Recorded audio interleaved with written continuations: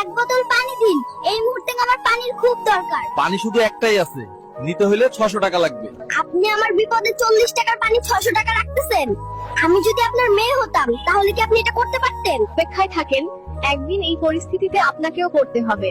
এখনো যদি আমাদের মানবতা না আসে, তাহলে আমরা মানুষ হব কবে? মানুষের বিপদে যদি আপনার ব্যবসা কোনো কাজে না আসে, তাহলে এই ব্যবসা করে লাভ কি?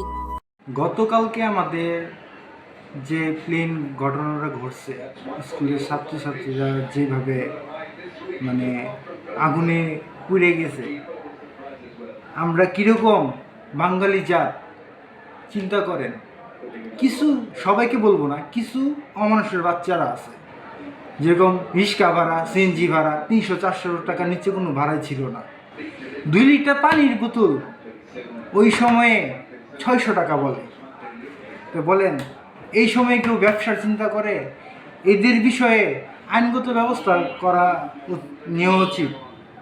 আমি কথাগুলো গুছায় বলতে পারতেছি না, মানে আর যেইভাবে পোলাপানগুলোর যে আগুনে পুড়ছে, যেভাবে মারা গেছে শিশু বাচ্চাগুলো, আমি কথা বলতে পারতেছি না।